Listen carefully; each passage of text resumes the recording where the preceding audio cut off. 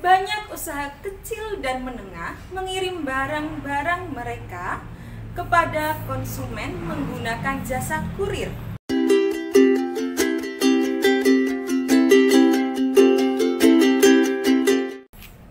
Assalamualaikum warahmatullahi wabarakatuh.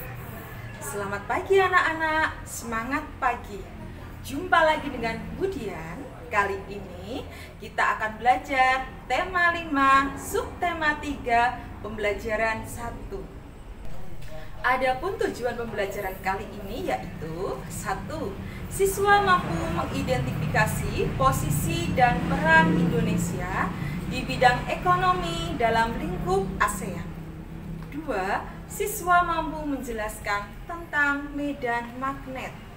3. Siswa mampu mengidentifikasi komponen dan cara mengidentifikasi teks formulir secara terperinci. Kamu, berapa banyak usaha yang menghasilkan produk yang dijual dari benda-benda yang tidak terpakai? Contohnya, dari bunga yang sudah kering. Dengan kreativitas, bunga-bunga kering yang tidak menarik dirangkai kembali menjadi seni senior yang memiliki nilai jual tinggi. Sekarang, di dunia sedang diberlakukannya MEA.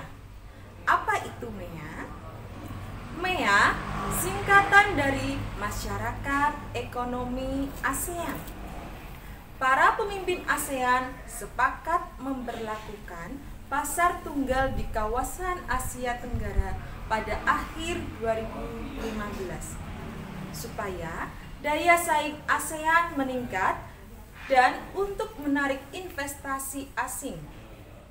Penanaman modal asing di wilayah ASEAN sangat dibutuhkan untuk meningkatkan lapangan pekerjaan dan meningkatkan kesejahteraan. Jadi, dengan adanya MEA memungkinkan suatu negara menjual barang dan jasa dengan mudah ke negara lain di seluruh Asia Tenggara. Nah, bagaimana MEA mempengaruhi kita? Dengan adanya MEA, peluang tenaga kerja asing untuk mengisi berbagai jabatan serta profesi di Indonesia akan semakin terbuka. Begitu pula sebaliknya, tenaga kerja Indonesia juga mempunyai peluang yang lebih besar untuk bekerja di negara anggota ASEAN lainnya. Jadi, kualitas produk dan sumber daya manusia di Indonesia harus terus ditingkatkan agar mampu berpartisipasi bersama tenaga kerja asing. Apa manfaat MEA bagi Indonesia dan negara-negara ASEAN lainnya? Manfaat MEA bagi Indonesia dan negara-negara ASEAN selain menghasilkan jutaan lapangan kerja baru, juga dapat meningkatkan kesejahteraan orang yang hidup di Asia Tenggara. MEA juga membuka peluang usaha kecil untuk berkembang. Contohnya adalah pembuatan cendramata untuk wisatawan. Coba perhatikan cendramata dari magnet di samping.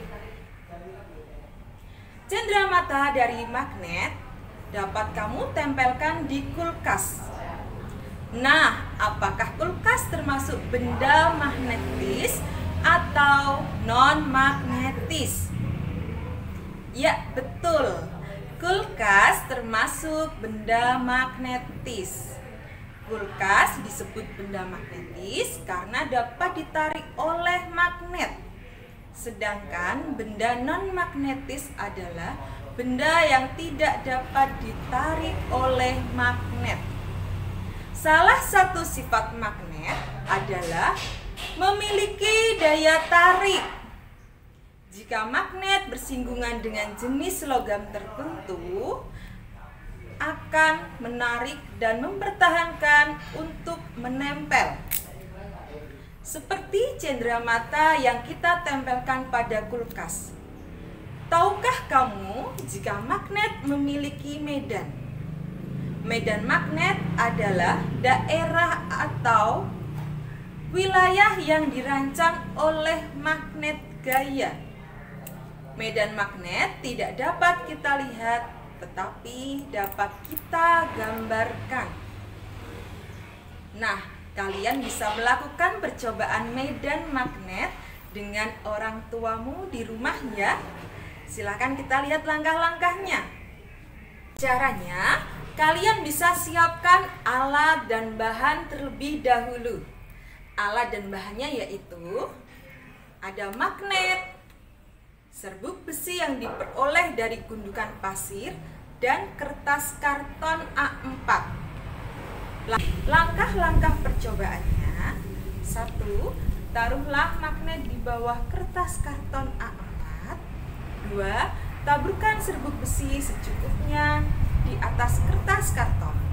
3. Ketuklah kertas karton secara perlahan. 4. Gerakan magnet di seputar kertas. 5. Jauhkan magnet dari kertas. Selamat mencoba.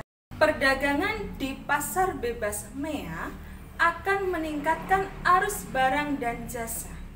Tahukah kamu, banyak usaha kecil dan menengah mengirim barang-barang mereka kepada konsumen menggunakan jasa kurir. Sebelum barang dikirim kepada konsumen, biasanya penjual akan memesan terlebih dahulu. Perhatikan contoh formulir pengiriman barang untuk dalam negeri di samping. Dalam mengisi formulir, kita harus mengisi formulir dengan lengkap dan jelas, supaya kurir barang tidak kesulitan dalam mencari alamat penerima. Nah, jangan lupa juga kita mencantumkan nomor telepon, supaya pengirim barang bisa menghubungi penerima barang jika ada persetujuan dalam pengirimannya, atau penerima dapat menghubungi pengirim jika tidak sesuai dengan pengiriman. Baiklah, pembelajaran kita hari ini cukup sampai di sini. Sampai jumpa anak-anak. Selamat belajar. Wassalamualaikum warahmatullahi wabarakatuh.